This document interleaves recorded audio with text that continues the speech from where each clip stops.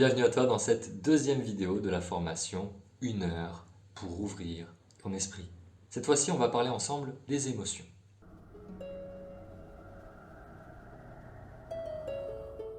Si on s'intéresse à l'origine latine du mot émotion, c'est emovere. Le e qui vient de ex en latin qui signifie à l'extérieur et movere qui signifie en mouvement. Et donc si on décompose, une émotion est quelque chose qui se met en mouvement pour faire face à l'extérieur. Et donc nos émotions sont notre outil principal pour interagir avec notre environnement et donc pour sociabiliser avec les autres êtres humains et créer des relations de qualité. Je voulais te parler d'une expérience très intéressante qui a été faite sur des bébés avec leur maman, dans l'objet de mieux comprendre l'importance des émotions dans l'interaction sociale. Au départ, on les mettait tous les deux dans une pièce blanche dans laquelle ils pouvaient interagir naturellement. L'enfant, le bébé regardait sa maman dans les yeux, la maman lui fait des sourires, lui fait des hochements de tête, lui fait des grimaces, bref, elle interagit via ses émotions avec l'enfant. L'enfant se sent rassuré en présence de sa maman. Il va donc petit à petit se libérer de son regard et va aller jouer tranquillement, se poser par terre. De temps en temps, il va jeter quelques petits coups de tête et de regard sur sa maman pour s'assurer qu'elle est toujours bien là. Mais de plus en plus, il va s'apaiser. Ensuite, une nouvelle femme va intervenir dans cette pièce. Cette femme est inconnue de l'enfant. Elle va venir regarder l'enfant et l'enfant, d'un coup, on le voit, il est moins rassuré. Il regarde sa mère de plus en plus souvent, car il ne connaît pas cette femme. Ensuite, dans la deuxième partie de l'expérience, la mère regarde l'enfant, mais cette fois-ci n'interagit plus, elle ne montre plus ses émotions. Et donc l'enfant la regarde longuement, la mère reste impassible, sans aucune émotion. Et là, l'enfant, de plus en plus, se sent insécurisé. Il ne comprend pas, il fait des caprices, il commence à pleurer, il s'agite. Mais la mère reste impassible. Au bout de quelques minutes, la femme qui était venue précédemment revient dans la pièce. Mais cette fois-ci, cette femme qui est inconnue interagit avec l'enfant. Elle le regarde dans les yeux, elle lui fait des sourires, et l'enfant est à nouveau rassuré et va avoir plus tendance à aller vers cette femme qui est inconnue. Et donc cela montre à quel point les émotions sont importantes dans la vie d'un être humain et à quel point nous sommes des êtres émotifs. D'ailleurs, on ne se souvient pas des moments de notre vie sans émotion. Tu ne te souviens probablement pas de la dernière fois où tu as acheté une baguette chez le boulanger. Tu ne te souviens que des moments qui ont été riches en émotions. Et comme tu as pu le voir dans la dernière vidéo, bien souvent c'était des moments riches en émotions négatives. Donc ce n'est pas étonnant que les films et les histoires ont autant de succès dans l'histoire de l'être humain. Un bon film est un film qui nous fait vivre un maximum d'émotions, avec des émotions agréables et des émotions désagréables. Maintenant, qu'est-ce qui fait que malgré le fait que les émotions sont un sujet à la mode dans le développement personnel depuis des années, comment se fait-il qu'il y ait autant de gens qui sont mal à l'aise avec leurs émotions, voire même qui luttent contre elles au quotidien? Eh bien, en grande partie, la cause, c'est le jugement qu'on émet soi-même sur nos émotions. Et d'ailleurs, la grande croyance populaire au sujet des émotions, c'est que de vivre des émotions et de les montrer, c'est être faible. Quand tu étais enfant, il est fort probable que tes parents te disaient, quand tu pleurais, arrête de pleurer, tout va bien. Quand tu te mettais en colère, ne te mets pas en colère. Ou même que quand tu étais trop en joie et que tu criais partout, ils te disaient arrête de crier. Eh bien, à force de répétition, parce que l'adulte vit dans un monde où justement ses émotions sont réprimandées, au lieu de travail, on ne montre pas nos émotions, eh bien l'enfant ancre petit à petit la croyance que d'ailleurs vivre une émotion, ça n'est pas correct. Et donc il va se réprimander lui-même en mettant un jugement sur lui-même à force, parce qu'encore une fois, l'enfant ne désire qu'une seule chose, c'est être aimé de ses parents. Et pour lui, être aimé, c'est être écouté, c'est être câliné, c'est avoir des bisous. Et donc, quand tu le critiques, quand tu lui dis arrête de faire ci, arrête de faire ça, eh bien pour lui, ce n'est pas de l'amour. Et donc il ancre le fait qu'il ne doit plus faire ça, qu'il ne doit plus vivre ses émotions. Maintenant, il faut bien que tu comprennes qu'il y a du génie dans le corps de tous les êtres humains. Ce génie se matérialise pour les émotions sous la forme de la régulation naturelle émotionnelle. C'est un processus qui prend naissance dans le lobe préfrontal de notre cerveau et qui permet d'aller apaiser les amygdales qui sont le siège des émotions et donc de réguler notre activité émotionnelle. Tout à l'heure, je t'ai dit que l'émotion, c'est quelque chose qui nous met en mouvement pour justement nous apprêter à l'extérieur, à l'environnement. C'est également une biochimie. Une biochimie qui est libérée partout dans notre corps via des glandes. Quand tu vis une émotion de colère, tu vas libérer une certaine chimie qui correspond à cette émotion. Elle va avoir l'effet sur tes muscles de les raidir, d'apprêter ton corps justement à te battre pour qu'il soit prêt à affronter ce que tu perçois de l'extérieur. Et donc le schéma est simple pour une émotion. Qu'est-ce qui se passe? À la base, on a un stimulus. Je vois un ours dans la forêt. Ou une pensée dans ma tête du style je suis minable. C'est un stimulus. On va ensuite avoir une perception de ces stimulus. Je vois l'ours, c'est un danger, c'est une perception. Cela va avoir un impact direct sur notre physiologie, et donc comme je viens de te le dire, sur notre biochimie corporelle. Cela va donc avoir un impact direct sur notre corps et donc nos sensations physiques. Je vais commencer à ressentir le fly or fight pour la peur par exemple, fuir ou se battre. Cela va se répercuter sur mon expression faciale. Si je suis en colère, je vais avoir tendance à froncer les sourcils, à avoir le visage qui se ferme. Et si je suis dans la joie, eh bien je vais avoir mon visage qui s'ouvre et le sourire qui va venir naturellement. Dans le cas d'une régulation émotionnelle naturelle accomplie, on va arriver ensuite à la décharge émotionnelle. J'ai permis à mon émotion de me traverser et de vivre, et donc elle va se décharger naturellement grâce à mon lobe préfrontal. Ma chimie interne va se réguler et je vais retourner à l'équilibre. Maintenant, comme je t'ai dit, la plupart du temps, nous nous jugeons, que ce soit dans le cadre de notre travail ou même dans la vie de tous les jours. Nous jugeons nos émotions, bien souvent les émotions de peur, les émotions de colère ou les émotions d'envie. On va donc s'auto-réprimander. Au lieu que la boucle se ferme et qu'on arrive à la décharge, je vais mettre un jugement par-dessus mon émotion et donc deux possibilités. Soit je vais amplifier l'émotion de base, si j'étais en colère, je vais l'être encore plus, soit je vais générer une nouvelle émotion par-dessus la précédente. Et donc je vais commencer à empiler une sorte de tour de cap-là d'émotions. C'est ce qu'on appelle le blocage émotionnel. Et donc à ce moment-là, j'enterre de plus en plus l'émotion de base, c'est-à-dire l'émotion racine, sous d'autres émotions. Culpabilité, honte, de l'anxiété, de la peur, de la nostalgie, peu importe. Or, dans le cadre naturel, une émotion ne dure que 1 minute 30 en moyenne chez l'adulte, et tu as même pu remarquer chez l'enfant qu'elle dure parfois que quelques secondes. Un enfant passe très facilement de la colère à la peur, à la joie, en quelques secondes. Ça, c'est le cadre naturel de comment on devrait vivre nos émotions. La pression sociale du jugement qu'on se met sur soi-même et qu'on ressent des autres est tellement forte que nous empêchons la régulation émotionnelle naturelle de notre corps. Et donc quand une émotion est bloquée, c'est de l'énergie qui est bloquée dans notre corps et qui ne se libère pas. Ce serait comme voir une rivière qui coule et venir mettre des barrages pour empêcher l'eau de couler. L'eau vient s'accumuler de plus en plus sur le barrage et finit par le traverser, mais bien souvent dans la violence. Et bien c'est pareil avec nos émotions, on va avoir tendance à vouloir les étouffer, à mettre un coussin dessus. Ça va créer l'effet cocotte-minute, l'émotion va déborder. Et c'est à ce moment-là, justement, que nous craignons nos émotions. Parce qu'elles débordent, et c'est pas très beau à voir quand elles s'expriment. Mais dans ce cadre-là, pour moi, nous ne parlons plus d'émotions naturelles. Ce sont des émotions transformées, des émotions non naturelles. Et il n'est absolument pas sain de les vivre, contrairement aux émotions qui, elles, à la base, sont naturelles. Parmi les émotions naturelles et qu'il est sain de vivre et que l'on observe chez un enfant naturellement, on a la colère, qui est une émotion naturelle et saine. La peur, qui est une émotion aussi saine à plein d'égards. L'amour, l'envie et la tristesse. 5 émotions naturelles qu'un être humain devrait vivre sans se réprimander. Comme je te l'ai dit, en les vivant naturellement, elles ne durent qu'1 minute 30. Une colère peut ne durer qu'1 minute. Le fait qu'elle dure des heures, ce n'est plus une colère. Là, on rentre dans le cadre de la rage, qui n'est pas naturelle. Il faut bien comprendre que notre corps est une machine formidable qui ne met pas de jugement sur nous-mêmes. Et donc lui, il prend tout ce qu'on lui donne. Et ton corps s'habitue naturellement à ce que tu lui donnes à manger. Plus tu manges du sel, plus il en redemande. Plus tu manges du sucre, plus il en demande. Plus tu consommes de la nicotine, plus il en redemande. Il en va de même pour la biochimie de tes émotions. Plus tu vis une émotion souvent, de la peur, de l'anxiété, de la colère, plus il va en redemander. Et donc ce sera de plus en plus simple pour toi de percevoir des choses dans ton environnement qui génèrent cette émotion. Et c'est là que c'est pervers. Parce que justement, tu as un blocage émotionnel qui fait qu'elle ne suit pas son cours et qu'elle est toujours présente en toi. Eh bien, en mettant un jugement par-dessus, tu la transformes en sentiment. Le sentiment est une association entre une construction mentale et une émotion. Un sentiment qui n'est pas régulé et qui est vécu souvent a tendance à devenir une humeur. Tu tends vers une humeur, si c'est la colère, une humeur colérique. Une humeur qui est entretenue pendant plusieurs heures va devenir un tempérament sur les jours. Tu vas avoir un tempérament colérique. Tu pourras te mettre en colère de plus en plus facilement pour des choses qui sont de plus en plus ridicules. Et enfin, et là c'est ce que les autres verront chez toi, ils diront de toi que tu es quelqu'un de colérique. La colère deviendra une personnalité. C'est donc le parfait exemple de comment une personne peut être dirigée par ses émotions. C'est l'émotion qui dirige ta vie.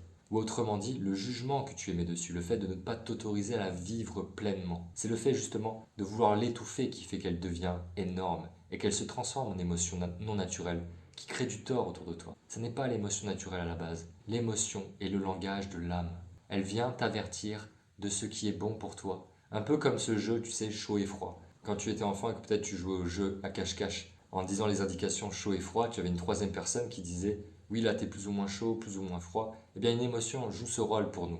Elle vient nous indiquer si c'est plus ou moins chaud, entre guillemets, on se rapproche de plus en plus de la vie qui nous inspire, on ressent de plus en plus de joie, d'inspiration, de gratitude, ou alors à l'inverse, si on ressent que c'est de plus en plus froid, on ressent de plus en plus de colère, de peur, de tristesse à aller dans cette direction-là. Et donc, moralité, plus tu vis une émotion souvent, plus ton corps en redemande. Et plus donc il t'est facile de la générer. Et donc la bonne nouvelle en tout ça, c'est que tu peux t'entraîner à vivre de plus en plus souvent des émotions de joie, d'amour, de gratitude et à en faire une personnalité pour devenir de plus en plus magnétique, désirable et heureux. Quelle valeur ça a pour toi de devenir de plus en plus cet homme, cette femme, souriante, aimante, qui sait ressentir facilement de la gratitude, de l'amour, et de la joie pour tout ce qui l'entoure et pour sa vie.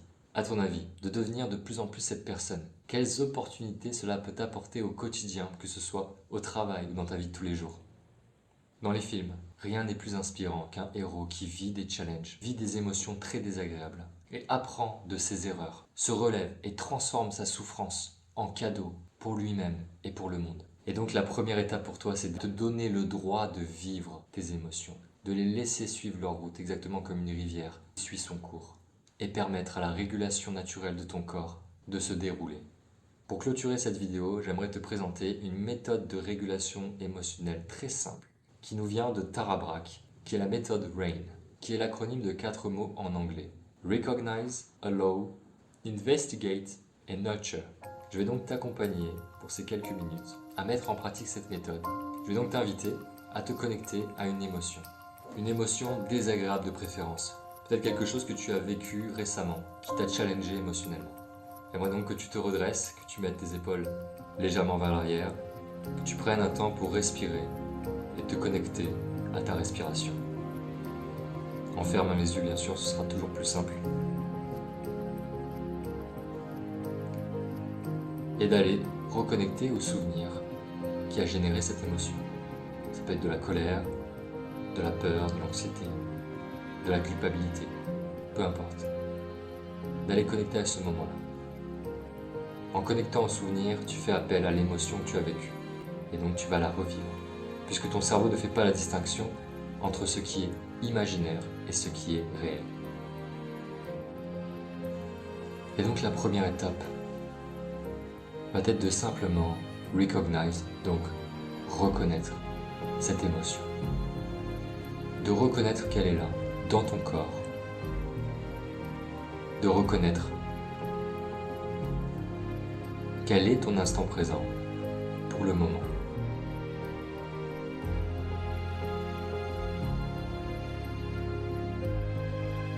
Et donc tu vas pouvoir commencer à mettre un mot dessus. On sait qu'en mettant un mot sur nos émotions nous permet de les réguler plus facilement. Cela apaise notre esprit. Une fois que tu auras mis un nom dessus, en restant connecté à cette émotion, tu vas allow, c'est-à-dire permettre à cette émotion d'être là, permettre à cette émotion de vivre, même si c'est désagréable. Et donc tu vas pouvoir commencer à mettre ton attention pleinement sur tes sensations physiques. Où est-ce qu'elle est cette émotion? Est-ce que c'est dans ton ventre? Est-ce que c'est au niveau du plexus solaire? Est-ce que c'est ailleurs? Est-ce que c'est sur tes épaules? Peu importe. De ressentir où est l'émotion dans ton corps.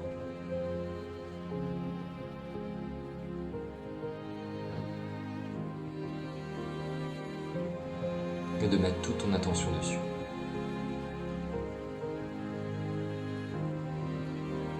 Tu devras observer qu'avec un certain temps, ces sensations évoluent, elles changent. Peut-être que l'émotion se déplace dans ton corps. Et c'est ok. Juste suis-la avec ta conscience. Reste présente à ton émotion.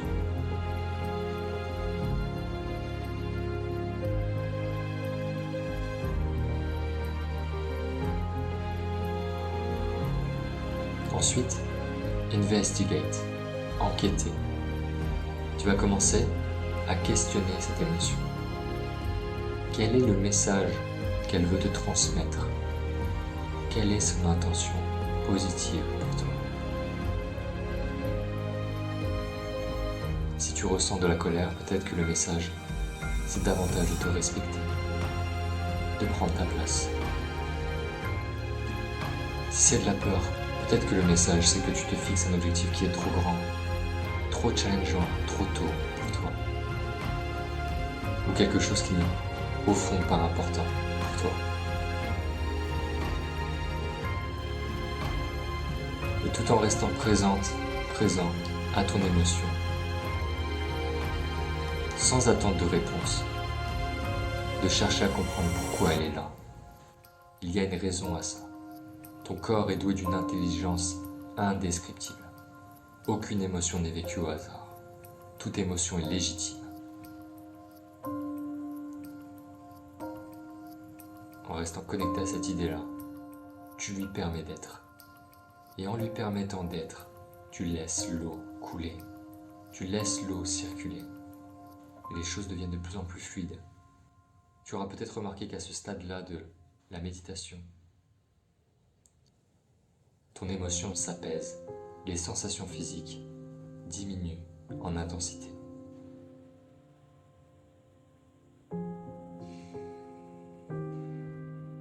Super. Dernière étape, nurture, qui signifie nourrir. Toute émotion remplit un besoin. Maintenant que tu comprends un peu mieux quelle est l'origine de l'émotion, tu peux mieux cerner quel est le besoin qu'elle cherche à remplir.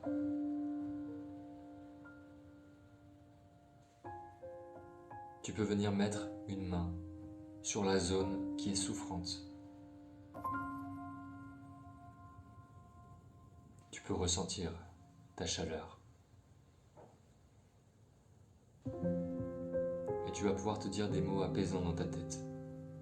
Dans l'énergie d'une maman qui rassure un enfant qui a peur, un enfant qui est en colère. Je te permets d'être. Je te vois. Je suis avec toi. Je suis là pour toi. Choisis les phrases qui te parlent, qui te touchent. Et dans l'énergie de cette maman, guéris avec ta présence la zone qui est souffrance. Nourris-la, nourris ce besoin. Bien souvent, le besoin qui est caché, c'est un besoin d'amour, de se sentir aimé. Apporte-toi cet amour. Sois présente à toi-même comme tu aimerais que quelqu'un d'autre le soit pour toi. Tu peux même te faire un câlin à toi-même, te prendre dans les bras. Ça peut paraître débile, mais le fait de se faire un câlin à soi-même génère de l'ocytocine déjà. Donc tu es déjà en train de te faire du bien. Donc tu peux te faire un câlin et surtout t'autoriser à vivre l'émotion. Si tu avais envie de pleurer, si des larmes ont coulé, c'est parfait. Laisse l'eau couler. Les émotions, c'est la fluidité. C'est notre météo intérieure. En tout cas, j'espère que cette vidéo t'a déjà beaucoup apporté sur le sujet des émotions. On se retrouve dans la prochaine vidéo pour te connecter davantage à ton véritable potentiel et réveiller la flamme qui dort en toi. Je te remercie du fond du cœur d'être là et je te dis à de suite dans la prochaine vidéo.